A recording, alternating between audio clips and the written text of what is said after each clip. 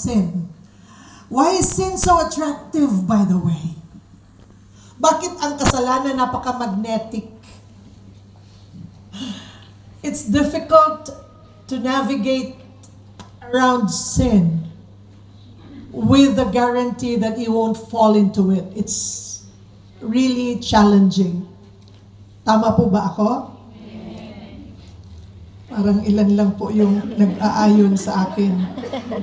Wow, hanga ako doon sa matatapang sa harapan ng kasalanan. Because ang kasalanan po, napaka-tamis.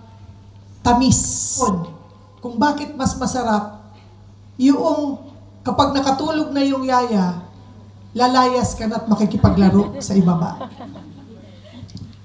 Bakit kaya masarap kapag sinabi ng teacher, Nordelica, stop talking, you're talkative. Pagtalikod ni teacher, there's something in us that likes or loves to defy rules, even laws, no? I remember one time back in year, I forgot already, we had one member who was featured sa new paper because she jaywalked. Nangunguna si ate, hindi ko napapangalanan, baka nandito pa yung iba niyang friends. And the following day was Monday, it was a Sunday na nakuhanan siya ng picture, jaywalking. And if you would remember, that the new paper was given away free.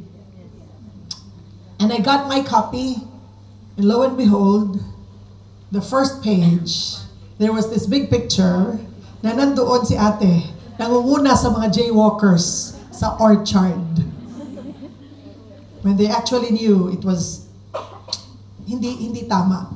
Sin is the easier way kasi. Sin is the easier way to go. Matthew 7:14, ano sabi doon? Narrow is the gate and difficult is the way which leads to life. The way to life is narrow. It's usually difficult. It's usually hard. But then it leads to life. And sin, because it gives you instant gratification. Yung agad-agad, nandun na kaagad yung kasiyahan. Are you following me? Yes. So madali. Wala na yung isip-isip ng mga consequences. Wala na yun. Because you just want the moment to be purely gratifying. There's this satisfaction na, saka na lang, saka ko naisipin yan, basta masarap ngayon. Basta masaya ngayon. And sometimes it's the challenge against authority. Yung freedom mo na walang pumipigil sa'yo. Wala kang sinusunod na batas. Yung freedom from authority, yun po minsan ang nagiging dahilan bakit attractive talaga po yung kasalanan. But we'll talk more about that later. Pasok muna tayo sa ating scriptures, no? The first that I'm gonna read is from Genesis chapter 2, 16 and 17. The Lord God commanded the man, talking about Adam, saying, of every tree of the garden you may freely eat, but of the tree of the knowledge of good and evil you shall not eat. For in the day that you eat of it, you shall surely die. So this was a command given by God to Adam in chapter 2 of Genesis. But then when you go to chapter 3, nandun na po yung tragedy, yung attractiveness. Hello po? Hi. Yung attractiveness ng kasalanan, umentra na. Eto na ngayon, babasahin ko po mula po sa verse 1 hanggang 6 ng Genesis chapter 3. The serpent was more cunning than any beast of the field which the Lord God had made.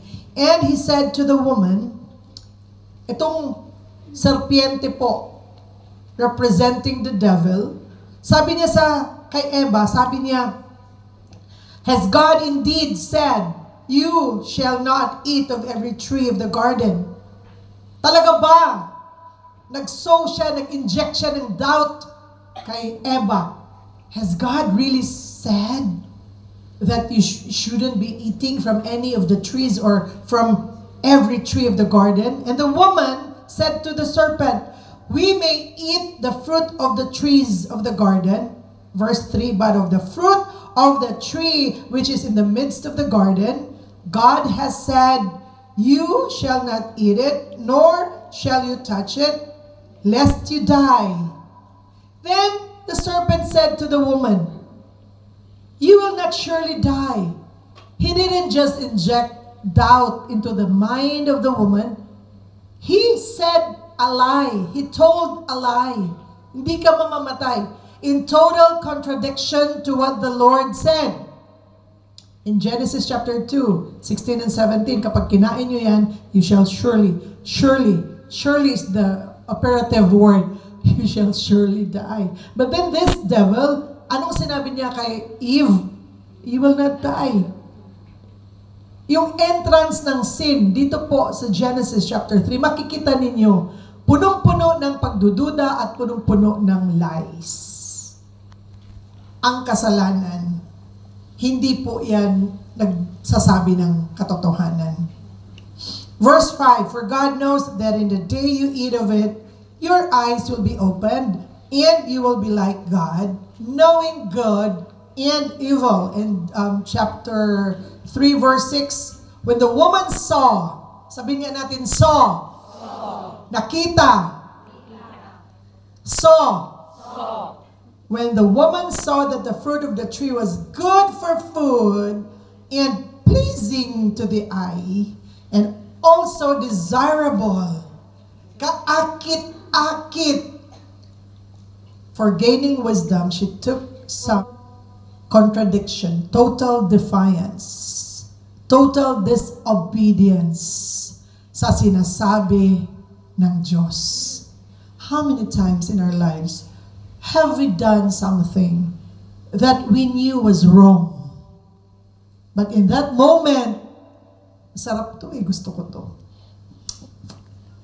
Sin is always wrapped in beautiful packaging. Are you with me? Yes. When sin presents itself to you, it doesn't present as a bad thing. Otherwise, you won't fall for it. Di po ba? Amin po? Amen. Sin has always been wrapped in beautiful packaging. It will look delightful. It doesn't look dangerous. The enemy will not give you correct information. He will always give you fake news. Para siyang troll. Para siyang vlogging troll. Puro lies and lies and lies ang sasabihin. That's the devil. Sin will not be presented to you in a way that would really give you the entire truth. When Eve saw the fruit, she didn't see poison. She saw pleasure. Sabihin mo nga, pleasure. Masarap. Yun ang nakita ni Eve.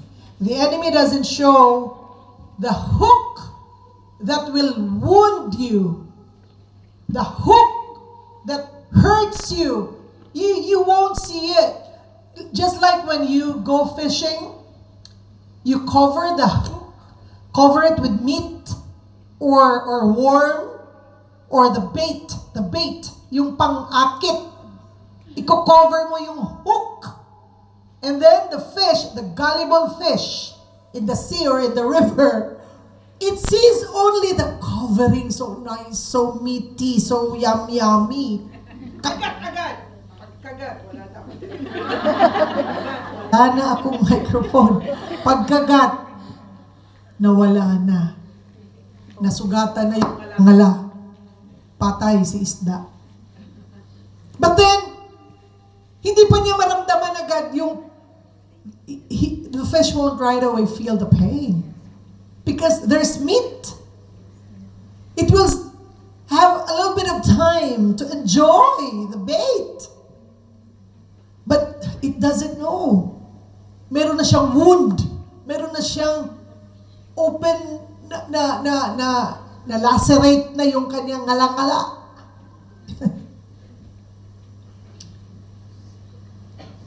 People fall for sin because of its attractive packaging. So, bakit pa tayo? Alam naman natin, we know that sin destroys, but we still go for it. So, can we first discuss, before we go to solutions for sin, before we go to how to resist the attraction to sin, can we first discuss why sin is attractive? Number one, sin appeals to our senses. Just like what we said just now, Genesis 3, chapter 6, sabi ni Eva, mabuti yung bunga na yun, yung prutas na yun, good for food, and pleasing to the eye. Pleasing to the eye. At ang iniisip niya, masarap yan bilang pagkain.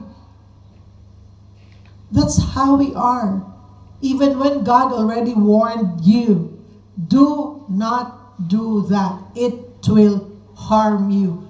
Hindi, because you feel like you're more intelligent, you are wiser than God, you know more. Hindi, Lord, hindi mo naintindihan, Lord. Masarap ito, gusto ko to. Sin appeals to our senses. Sin looks good, feels good, tastes good. Do you agree with me? I believe that some of you here have made bad decisions in the past. And when you were doing such bad decisions, you were thinking, malulusutan ko to. Ang importante, nasasarapan ako. Listen carefully. We are given this opportunity to be warned. We are given this opportunity to be given advanced information. Someone is already telling us, and it's the Lord through His Word. He is telling us, don't go there. There's a cliff, a sharp cliff. Mahuhulog ka. Don't go there. But because you like what you're feeling, you love what nice, I want to go there.